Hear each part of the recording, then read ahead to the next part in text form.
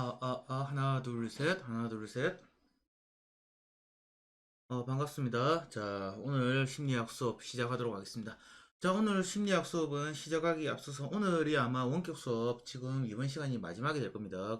우리가 화요일 날 수업을 하고, 그 다음에 목요일 날은, 현장에서 만나서 여러분들과 아마 수업을 이렇게 하게 될 것 같습니다.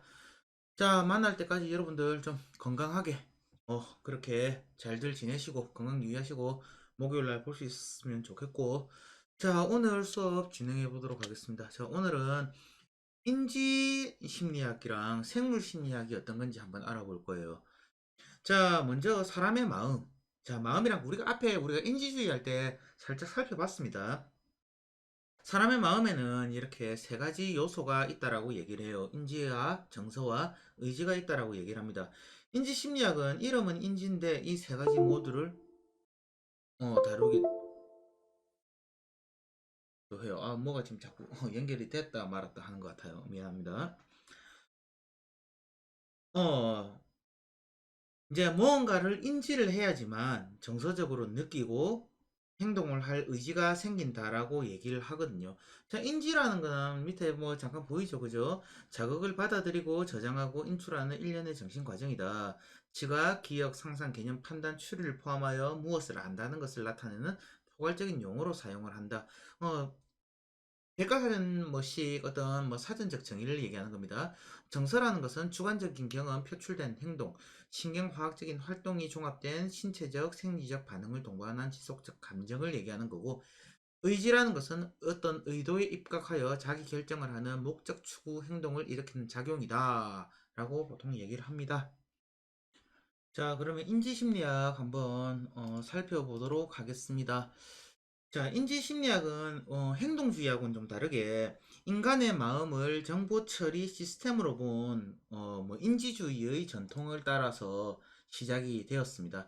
앞전에 여러분들 기억나시죠? 그게 뭐냐, 그 우리 행동주의와 인지주의를 우리 봤었는데, 자, 그 인지주의를 한번 떠올려 봤으면 좋겠습니다. 마음의 외부 대상을 입력하는 감각이나 지각을 이렇게 연구를 하는 거거든요. 그리고 뭐 외부 대상을 저장하는 뭐 기억, 뭐 헤아려 하는 이해, 그 다음에 사고, 학습, 추론 뭐 이런 것들도 연구를 하고요. 정보 처리를 해서 판단하는 과정과 현실에서의 문제를 해결하는 것도 연구를 합니다. 창의성도 이제 인지 심리학의 연구 주제이기도 하고요. 마음의 시작부터 끝까지 어떤 구조인지 어떤 과정이 있는지에 대한 광범위한 주제를 다루다 보니까 처음부터 종합 학문적인 성격이 매우 강했습니다. 그래서 이제 이게 인지과학으로 이렇게 연결이 되는 거죠. 어, 잠시만요. 미안합니다. 음. 자, 인지심리학자와 인지과학자들은 이제 학문의 좀 경계를 이렇게 좀 넘어서고 이렇게 연구를 합니다. 경계를 좀 신경을 안 쓰거든요. 그래서 인지심리학자인 뭐 허버트 사이먼이나 데니얼 카너먼, 리차드 탈러 같은 뭐 이런 연구자들 같은 경우에는 뭐 경제학자들도 좀 받기 힘든 노벨 경제학상을 수상하기도 합니다. 자, 인지심리학은요, 여러분들 좀 기억을 해주세요. 인간은 무엇 무엇을 해야 한다라는 이런 선언이 아니라 인간은 무엇 무엇이다라는 이해를 목적으로 한다는 겁니다. 뭐 그래서 이제 인지심리학 연구를 보면 인간이 이제 만물의 영장이나 최고 고등 동물이라고 표현할 정도로 좀 대단한 존재는 아니다라는 걸 좀 알게 됩니다. 뭐 그런 것들이 이제 앞으로 지금 선생님하고 한 번씩 볼 뭐 연구를 통해서 사례를 통해서 한번 보도록 하겠습니다. 조지 밀러라는 사람의 연구를 보면 인간의 학습 능력은 그렇게 무한하지가 않거든요. 새로운 항목을 한 번에 뭐 5개에서 한 9개 정도까지는 학습할 수 있다라고 얘기를 합니다. 그냥 이제 학습을 계속해서 시도해서 이제 그 개수가 점점 늘어난다고 하는 거거든요. 한번 실험 한번 해볼게요. 여러분들 이제 처음 간 식당입니다. 메뉴를 한번 볼 거예요. 자, 이런 메뉴가 있습니다. 뭐 술도 있고 뭐 그렇긴 한데 그냥 음식이라고 생각하고 우리가 메뉴를 한번 그냥 볼게요. 자, 지금 한번 여러분들 외워보세요. 여기 있는 메뉴를 쭉 한번 외워보십시오. 자, 지금 이제 시간은 뭐 여러분들 잠깐 스톱을 해놓고 한 1분 정도 뭐 시간 혹은 30초 정도 가지고 한번 암기를 쭉 한번 해보세요. 처음에 뭐 매운 갈비찜, 매운 김치갈비찜, 소주, 동동주, 맥주, 막걸리 등등등등 쭉 있고 밑에 보니까 닭도리탕, 호박전, 고추장, 깻잎전 쭉 있죠. 자, 다 암기했습니까? 자, 그러면 지금부터 한번 외워보세요. 한번 남는 자리 한번 써볼까요? 아까 매운 갈비찜부터 해서 쭉 한번 나열해 볼까요? 그리고 그 밑에 있는 가격까지 나열할 수 있겠습니까? 10개가 넘어가면 제대로 말을 못해요. 뭐 처음에 몇 개까지는 이렇게 이해를 하는데 좀 제대로 이야기하지를 못합니다. 휴대폰 번호 같은 경우에도 앞에 010 빼고는 8자리로 되어 있어서 뭐 이렇게 한꺼번에 몇 개의 전화번호를 외우면 헷갈립니다. 그죠? 전화번호 같은 경우에 요즘 뭐 보통 많이 안 외우죠. 선생님도 지금 거의 뭐 외우는 게 없는데 예전에는 저희가 많이 외웠습니다만 지금 거의 외우는 게 없습니다. 좀 잘 안 외우죠. 이제는 그렇게. 몇 개를 외우면 헷갈리긴 합니다. 이제 반복을 통해서 이제 더 잘 외울 수 있을 뿐이라는 거죠. 이제 여기에서 이제 학습 기술이 있는 사람들이나 그러면 기술을 써서 이제 양을 늘립니다. 예를 들어 뭐 전화번호 같은 경우에 자신이 번호 누르는 뭐 영상을 떠올려 뭐 정장을 한다든가 아니면 누르는 이동 경로 같은 거를 패턴으로 저장하기도 합니다. 메뉴 같은 경우에는 아까 전에 뭐 불고기 뭐 낙지볶음 이런 게 있다 하면 그냥 그 뭐 긴 단어 대신에 불락이라고 줄여서 뭐 또 외우기도 하고요. 이좀 부담을 좀 줄이는 거죠. 이런 식의 뭐 두 문자 외우기나 뭐 청킹 같은 방법도 쓰기도 합니다. 인지심리학에서는 이제 인간의 인지 능력이 제한되어 있다는 특성을 발견한 뒤에는 이런 학습 기술에 대한 관심도 높아져서 기억 전략과 학습 전략이 좀 발달하게 되기도 하거든요. 또 뭐 인지심리학 같은 경우에는 인간의 마음에 대한 과정을 가장 밑바닥부터 다양한 방법으로 좀 검증을 합니다. 그래서 뭐 실험과 조사, 관찰 뭐 등 연구할 것도 많고요. 심리학 전공자들은 좀 배워야 좀 할 게 너무 많고 좀 당연한 것도 그냥 넘기지 않고 뭐 실험한 인지 심리학을 좀 어려워하는 경우가 많이 있다고 하더라고요. 뭐 예를 들어서 뭐 한번 볼게요. 인간은 이성적 동물이라고 하잖아요. 그죠? 인지 심리학은 인간이 정말 과연 이성적인지를 살펴본다는 겁니다. 그냥 넘어가지 않고 실험을 한다는 거죠. 아까 앞서 얘기했던 데니얼 카너먼이라는 형님이 했던 실험 과제를 우리 같이 한번 볼게요. 자, 데니얼 너먼입니다. 너먼의 실험입니다. 자, 여러분이 복권을 사려고 하는데 당첨 확률이 다음과 같습니다. 어떤 것을 선택하시겠습니까? A번입니다. 400만원을 받을 확률이 80%인 복권, 300만원을 받을 확률이 100%인 복권. 지금 여러분 같으면 뭘 선택하겠습니까? A, B 골라보세요. 카너먼의 실험에서는 B를 택한 사람이 80%였습니다. 여러분은 결과하고 맞습니까? 어떻습니까? 뭐 인생 한 방인데 400짜리 받을 확률 뭐 20% 작긴 해도 이거 아니면은 나는 안전하게 가겠다 100%. 인간은 100%란 말에 좀 이렇게 쉽게 현혹이 되거든요. 복권을 샀을 때 우리가 뭐 소위 말해서 이제 기대값이라고 한번 볼까요? 아유, 뭔가가 지금 자꾸 애를 먹이네요. 미안합니다. 우리 기대값을 보면 400만원 받을 확률의 80%의 복권의 기대값은 320만원입니다. 그리고 300만원을 받을 확률이 100%인 복권은 300만원이죠. 그러면 우리가 인간이 이성적인 존재라면 당연히 A를 택해야 되겠죠. 근데 그렇지가 않다는 겁니다. 사람의 마음에는 확실성, 편향이라는 게 있거든요. 그래서 B라는 걸 선택한다는 겁니다. 이러한 연구 결과를 이제 알게 된 기업들 같은 경우에는 이제 100% 당첨 이런 것들을 이제 말을 써서 붙인 이벤트를 많이 한다는 거죠. 선물이 작더라도 인간의 마음을 이제 흔들 수 있으니까요. 다른 거 한번 볼게요. 주식 투자를 하는데 다음에 두 가지 대안 중 어떤 것을 선택하겠습니까? A. 400만 원을 잃을 확률이 20%인 투자. B. 300만 원을 잃을 확률이 25%인 투자. 자, 여러분들은 뭘 선택하시겠습니까? 여기서. 이 실험에서는 A를 택한 사람이 65%였습니다. 기대값을 계산하면 손실 금액이 얘는 75만 원이고 얘는 80만 원이거든요. 자, 왜 이런 선택을 했을까요? 20%라는 손실 가능성이 25%라는 숫자보다 적어 보여서 이성적으로 따지지 않고 선택을 했다라고 하는 게 합리적인 설명이 될 겁니다. 숫자가 나오고 계산을 해서 올바르게 선택하기가 힘들었다면 뭐 좋습니다. 뭐 그거 자체가 인간이 합리적인 계산을 좋아하는 존재가 아니라는 사실을 말해주는 뭐 반증이기도 하죠. 그죠? 뭐 복권이나 아까 뭐 주식 투자와 같은 보자. 여기 복권이 아니고 이거 투자죠.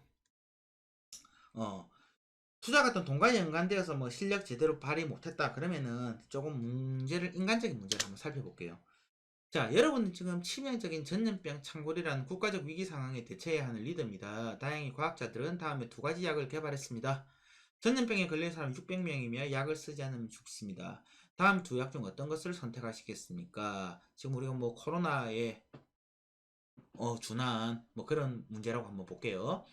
자, A번 600명의 환자 중 200명을 살릴 수 있는 새로운 약을 사용한다. B. 이 약으로 생명을 구할 확률이 약 33%이지만 환자의 약 66%는 새로운 약을 먹어도 살 수 없다. 이 치료제를 사용한다.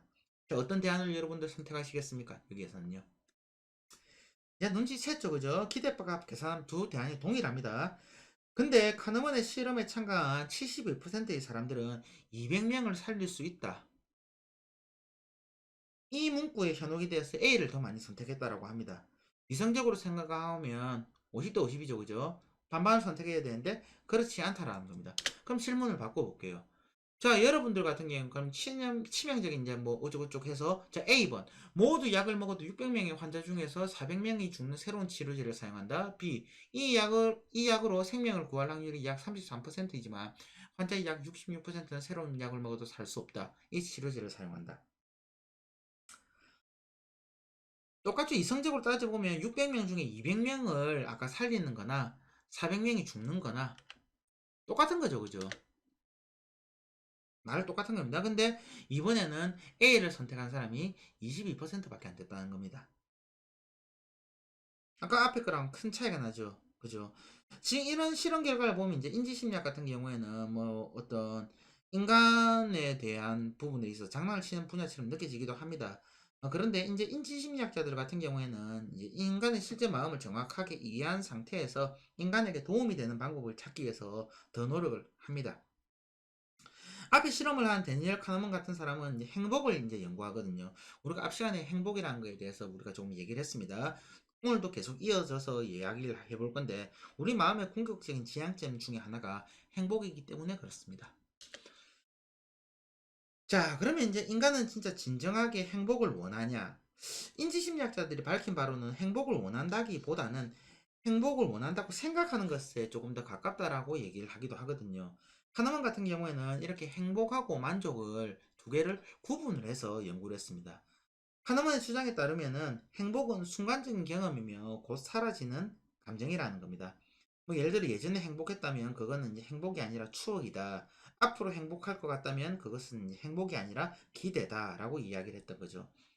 행복은 이제 현재에만 가능하다는 겁니다. 현재에만. 근데 만족이라는 거는 긴 시간 동안 자신이 바라는 종류의 삶을 향해서 노력하면서 삶의 목적을 달성함으로써 얻어지는 감정이라는 겁니다. 과거에 만족하지 않았다면 현재에 만족하기 힘들거든요. 현재가 좀 불만족스럽다면 미래에 대해서도 만족할 만한 낙관적인 상상을 좀 하기가 힘들다는 겁니다. 물론 뭐 불가능한 건 아니고 힘들다는 거지 불가능하다는 건 아닙니다. 여러분들 같은 경우에는 그러면은 어떻습니까? 행복하고 만족 중에서 어떤 걸 더 추구하고 싶습니까? 뭐 다 둘 다 그죠? 저도 그렇습니다. 근데 둘 중에 하나만 선택하라고 하면 어떨까요? 하나만 같은 경우에는 이제 사람들이 실제로 무엇을 원하는지 알아보기 위해서 또 이렇게 실험을 했다라는 겁니다.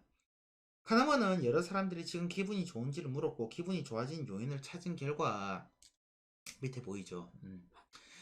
가장 좋은 방법은 친구들과 시간을 보내는 게 행복을 느끼는 좀 가장 좋은 방법이라고 뭐 밝혀냈다는 겁니다. 그런데 이제 만족도가 높은 사람에게 질문을 했더니 그는 이제 만족감을 느낄 만한 장기적인 목표를 좀 추구하느라 친구들을 만나는데 시간을 많이 쓰지 않았다는 겁니다. 행복은 주관적인 감정이잖아요, 그죠? 뭐 밥 한 끼에도 행복할 수 있습니다. 뭐 심지어 다른 사람이 맛있게 먹는 그 모습 담긴 방송을 보고도 행복할 수 있죠. 우리 먹방 많이 보잖아요. 근데 이제 만족감이라는 거는 자기가 정한 목표를 이룬 것을 좀 더 객관적인 위치에서 확인하고 타인과 비교하고 타인의 인정을 받아야지만 얻을 수 있는 감정이라는 거죠.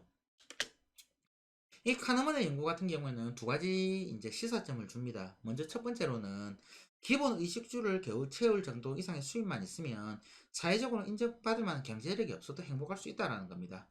우리 만족점이라는 거 우리 앞 시간에 배웠다 그죠? 뭐 뒤집어 이야기하면 최소 소득 이상의 행복은 돈이 아니라 뭐 인간관계나 취미 활동 등으로 결정이 된다라는 겁니다. 이 때문에 뭐 이런 얘기 있었잖아요. 우리 앞 시간에 했지만 돈으로 행복을 살 수 없다라는 말이 좀 많이 하잖아요.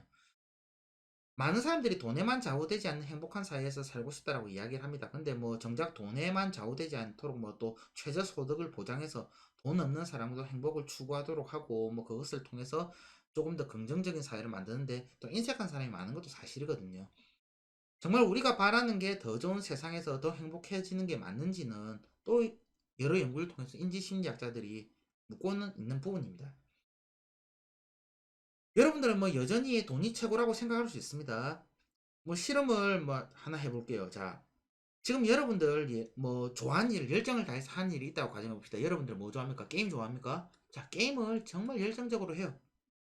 근데 누가 돈을 줍니다. 이 게임을 하는데. 좋죠?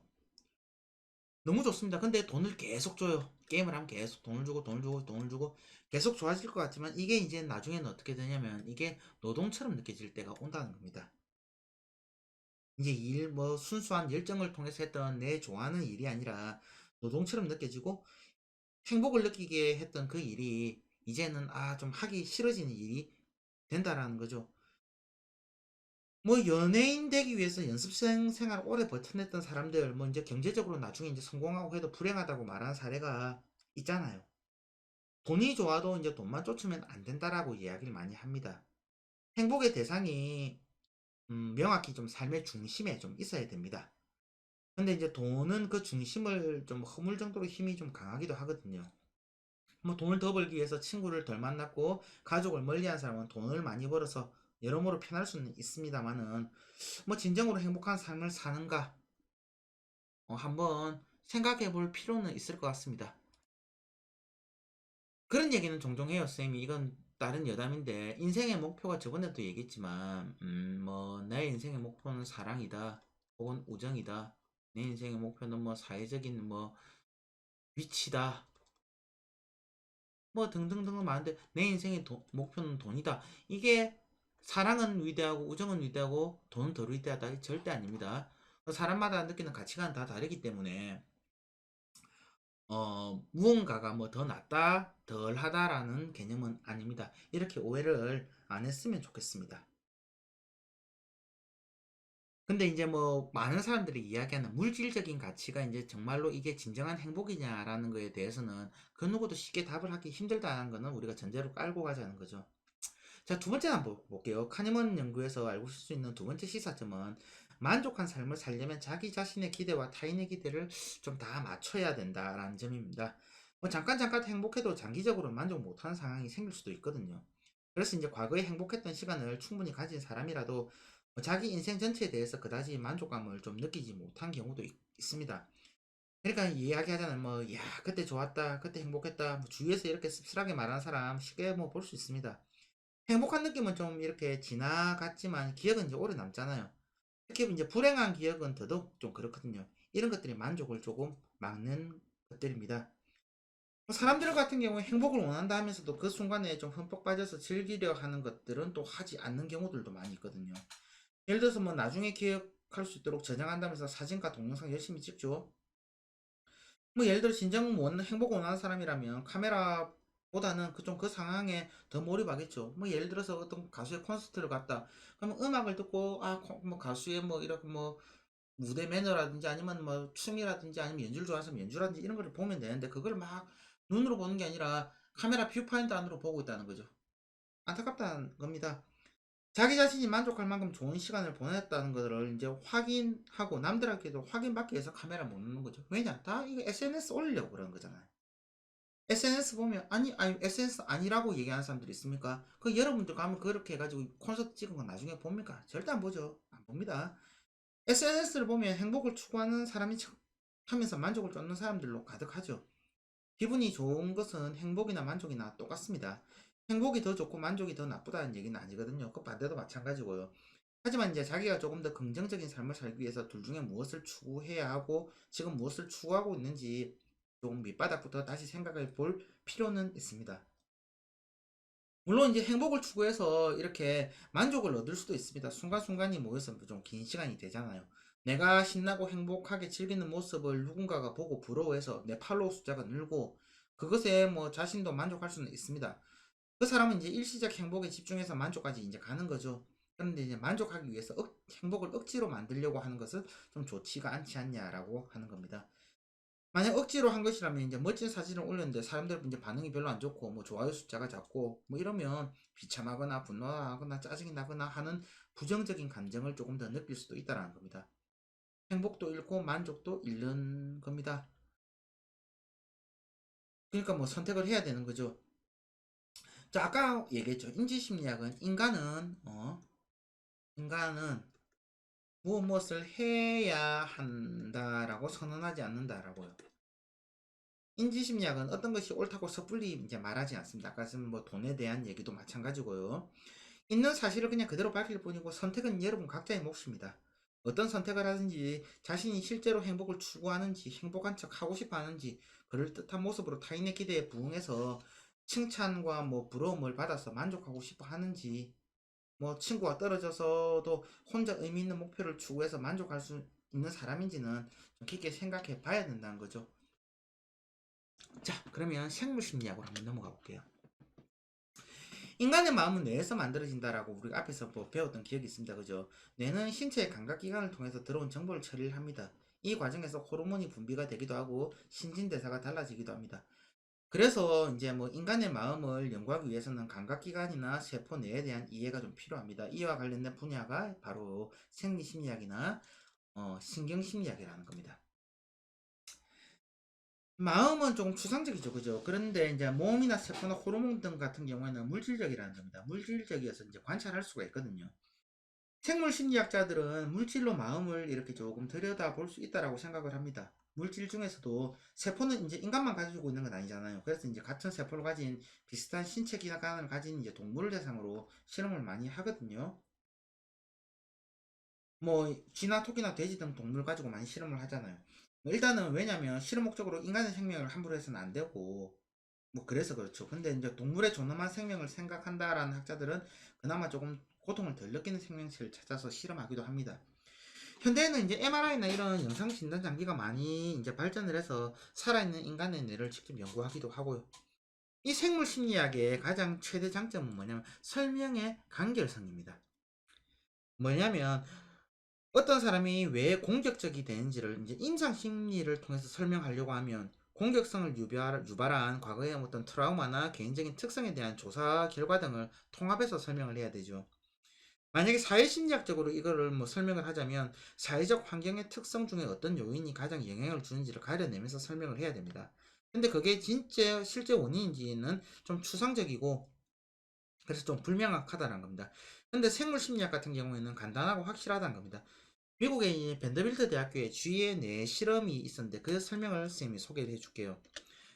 흔히 이제 공격성을 이제 뭐 드러낸 이유로 어떤 자극에 대한 반응을 생각하기 쉽거든요. 누가 내를 열받게 하니까 그 반응을 생각하기 쉬운데 근데 밴더빌트 대학교의 연구를 보면 반응이 아니라 보상일 가능성이 있다라는 겁니다.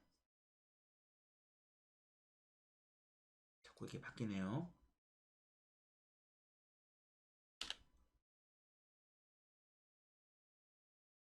보상일 가능성이 있다라는 겁니다. 연구진들 같은 경우에는 동물들이 아무 이유 없이 서로 이제 싸우는 것에 좀 주목을 했거든요. 뭐 예를 들어 뭐 딱히 영역을 침범하거나 아니면 짝짓기 경쟁이 아니라 그냥 가만히 있다가 갑자기 이제 싸우는 동물들의 모습들 여러분들이 이제 뭐 텔레비전이나 뭐 이런 데서 본 적 있잖아요, 그죠? 뭐 우리 학교에서도 앞에 뭐 거기 중앙인간 옆에 보면 고양이들 있잖아요. 고양이들 보면 가만히 잘 있다가 둘이 잘 있다가 갑자기 막 서로 막 펀치를 막 날리기도 합니다. 근데 이제 이런 이제 공격성이 짝짓기나 먹이 경쟁에서 이기기 위해서 발달했다라고 생각을 했었거든요. 그런데 이제 뭐 이런 공격이 뭐 생존에 유리할 거냐라고 이제 한다면 이제 그에 대한 부분들을 찾아본다는 거죠. 그래서 뇌 공격성과 관련된 뭐 경로가 있을까? 그걸 찾아보니까는 그게 도파민 호르몬 경로라였다는 겁니다. 그러니까 뭐냐면 먹이를 먹을 때나 아니면 뭐 성관계를 할 때 이제 활성화되는 경로거든요. 쥐의 뇌에 도파민을 주입했더니 공격성이 줄어들었다는 겁니다. 근데 하지만 도파민을 주입을 하지 않았더니 공격성이 늘어나 싸웠다는 겁니다. 왜냐하면 공격을 해야지만이 도파민이 나와서 기분이 좋아지는 거거든요. 그러니까 화가 나서 싸우는 게 아니라 기분이 좋아지기 위해서 싸운다라는 겁니다. 이해가 되죠? 이해가 되는 사람은 이제 이러한 프로세스를 거쳤을 겁니다. 뭐냐면 공격성의 원인, 외부 자극이 아니라 내적 보상을 위해서다. 그걸 어떻게 아느냐? 도파민이 있고 없고에 따라서 생명체가 어떻게 다른 행동을 하는지를 관찰했다. 오케이, 그렇구나. 간단하죠, 그죠? 쥐도 인간처럼 이제 척추와 뇌가 있고 뇌세포는 뉴런이 있습니다. 세포 단위에서는 별로 다를 게 없다라는 거죠. 그래서 이제 연구자들 같은 경우에는 쥐로 실험한 내용을 인간의 행동을 설명하는데 사용하기도 합니다. 그런데 이게 비판점도 있다라는 겁니다. 뭐냐면 우선 뭐 기본적으로 인간은 쥐 같은 하위 지능을 가진 동물이 아니다라는 거. 두 번째로는 뭐 쥐 같은 동물이 접하는 환경과 인간이 현실에서 접하는 환경 변수는 좀 전혀 다르다. 그리고 뭐 뇌가 인간의 복잡한 마음과 행동을 설명할 수 있는 유일한 창구도 아니다라는 거. 뭐 즉 뇌를 보조적 증거 자료로는 쓸 수 있지만 유일한 증거처럼 생각하는 것은 좀 과장된 비판이라는 겁니다. 이게 생물학과 뇌과학이 발달하고 있고 이게 심리학이 이제 적용된 게 이제 생물 심리학이라고 했으니까 지금까지 연구된 것보다는 앞으로 연구될 게 사실은 더 많이 있습니다. 생물 심리학이나 위의 비판 모두 뭐 아직 어느 쪽이 맞다라고 손을 들 만큼 확실한 상황이 아니라서 논란은 좀 계속 되거든요.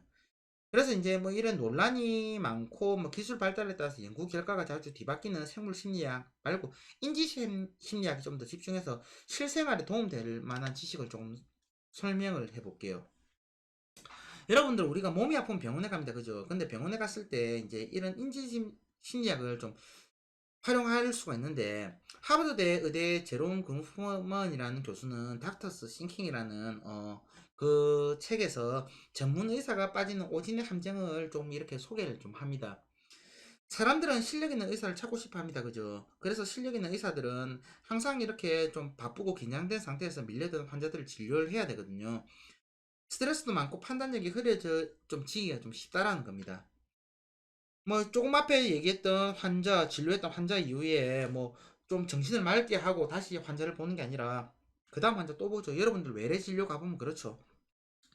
내 진료 받을 때 진료 진짜 1분도 안 내가 뭐 진료 받고 뭐 하고 처방하고 그 다음 환자 들어오고 그 다음 환자 들어오고 계속 그렇게 됩니다. 그러니까 무엇보다 이제 환자의 여러 특성 중에서 이제 그렇다 보니까 제일 처음에 본 증상에 사로잡혀서 판단하기가 좀 쉽거든요. 다음 환자 빨리빨리 봐야 되니까. 그래서 이제 좀 오진을 하는 경우들이 종종 있다라는 겁니다. 사람은 이제 보이는 것을 이제 있는 그대로 보는 게 아니라 자신이 보고 싶어 하는 것을 강조해서 좀 보는 성향들이 있습니다. 이게 뭐냐고 하냐면 가용성 간편 추론법이라고 이야기를 합니다. 대상을 보고 머릿속에 떠오른 즉 이제 뭐 가용한 정보를 바탕으로 간편하게 결론 내리는 성향은 이제 의사뿐만이 아니라 누구나 이렇게 가지고 있거든요. 제롬 그루프먼 교수에 따르면 이제 환자를 만난 후에 평균 18초 만에 진단을 하는 의사가 많다라고 얘기를 합니다. 일단 진단을 먼저 마음속으로 내리면 이제 그게 맞는지 확인하는 식의 이제 질문을 한다는 거죠. 보통 정상적인 상황에서 뭐 이제 그루프먼 교수에 의하면요 의사들의 오진율은 한 15%에서 20% 생각보다 많죠, 그죠? 그럼 이것의 한 절반 정도가 심각한 신체적 손상이나 죽음을 야기하기도 한다라고 이야기를 합니다. 자, 뭐 진단 상황 한번 잘 떠올려 보세요. 여러분들도 마찬가지고 의사 선생님들 같은 경우에 어떻게 문진 과정을 통해서 병의 어떤 전형적인 증상이나 징후를 뭐 이렇게 찾아보고 환자의 이야기 들으면서 상황을 이렇게 깨워 맞추거든요. 당연히 물론 전문적인 지식과 경험을 바탕으로 내리는 결정입니다만 인지적 제약 특성상 충분한 검토가 이루어졌다고 보기에는 무리가 좀 있다라는 거죠. 그러니까 뭐 이제 환자가 막 계속 고통에 더 힘들어하거나 뭐 정신없이 울거나 다른 환자들이 계속 밀려들면 오진율이 더 올라갈 수밖에 없다라는 겁니다. 이런 현실에서 이제 오진을 막으려면 중요한 증상을 미리 글로 이제 조금 고루 정리해서 말하는 게 좀 필요하다는 겁니다. 예를 들어서 뭐 의사 선생님이 당장 머릿속에 떠오르는 정보를 중심으로 막 이렇게 물어보면 다른 증상들도 얘기를 한다는 겁니다. 선생님, 그런데 이것은 왜 그렇습니까? 라고 물어본다는 거죠. 글로 정리하지 않으면 이제 환자 같은 경우에 그 상황에서 머릿속에 떠오른 정보를 또 중심으로 말하게 되거든요. 그러면은 역시나 가용성 간편 추론에 빠져가지고 둘 다 대화를 하면 손해는 이제 환자가 본다는 겁니다. 처방받아가지고 나중에 약국 가서 우리가 그 얘기죠. 아, 아까 그거 얘기해야 되는데 그걸 내가 증상을 얘기를 안 했구나. 이런 경험들 여러분들 많이 있을 겁니다.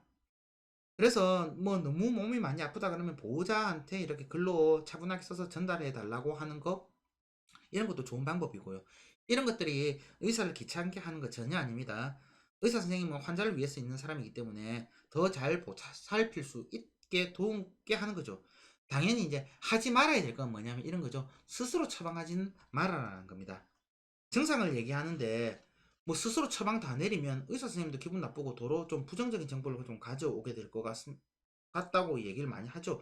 뭐 의사 선생님 뭐 제가 이게 뭐 목 결린 거 보니까 이게 뭐 디스크인 것 같고 그러니까 뭐 디스크에 처방한 혼자서 뭐 진단 다 내리고 뭐 약 처방해 달라 이런 뭐 묻지도 않았는데 일부러 이런 뭐 선입견을 가질도록 이렇게 할 필요는 없다라는 겁니다. 무슨 말인지 여러분들 이해가 되시죠? 이런 거 말고 사과도 있습니다. 사과. 인지심리학을 또 이거 응용할 수 있는데 만약 어떤 사람 앞에서 실수를 했다면 사과 여러분들 사과 빨리 해버리세요. 부정적인 감정이 오래 좀 안 가도록 이렇게 하는 것도 중요하다라는 겁니다. 생각보다 오래 안 가거든요. 부정적인 감정은요. 이게 왜냐면 매력도 효과 때문에 그런데 매력도 효과라는 건 뭐냐 부정적인 사건에 대해서 과소 추정하는 경향을 이야기를 하는 겁니다. 예를 뭐 사람들 같은 경우에는 이제 매력도가 낮은 부정적인 사건은 잘 있거든요. 데이비드 로제안과 세뮤얼 매식 박사 연구팀은 실험 참가자들한테 150장의 얼굴 표정 카드를 주고 한 팀에게는 웃는 얼굴이 105장, 찡그린 얼굴이 45장의 세트를 주고 또 한 팀에게는 웃는 얼굴이 45장, 찡그린 얼굴이 105장 이렇게 카드 세트를 줬답니다. 그리고 이제 첫 번째 집단한테 이제 자신이 본 얼굴 카드 중에서 웃는 얼굴이 얼마나 있었는지 추측해 보라고 했거든요. 뭐 실험 결과가 어땠냐면 여기에 실험 참가자들은 합산을 해보니까 68.2% 정도가 있었다라고 얘기를 했다는 겁니다. 70%는 굉장히 지금 흡사하죠, 그죠? 또 두 번째 집단한테는 이렇게 해가지고 찡그린 카드, 얼굴 카드의 비율을 추측해 보라고 했거든요. 실험 참가자들 같은 경우는 평균 57.5% 정도 찡그린 얼굴이 있었다라고 답을 했다라는 겁니다. 70%와 57.5% 차이가 좀 나죠, 위의 결과랑은요. 사람들은 이제 부정적인 것은 좀 심적 부담이 있어서 좀 회피하다 보니까 실제와 다르게 판단하는 그런 경향들이 있다라는 겁니다.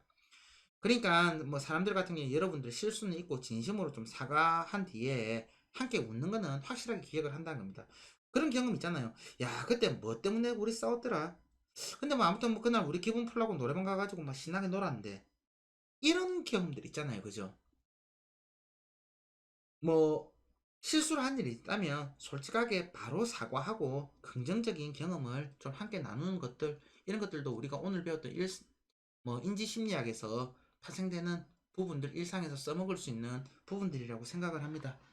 자, 오늘 우리가 수업은 여기까지 하도록 할 것입니다. 여기까지 하도록 할 테니까 여러분들 또 다른 과목들 마저 남은 원격 수업들 잘 또 들으시고 우리는 목요일날 즐거운 마음으로 볼 수 있었으면 좋겠습니다. 다들 건강 잘 챙기고 식사도 많이 하고 목요일날 보도록 하겠습니다. 수업 끝!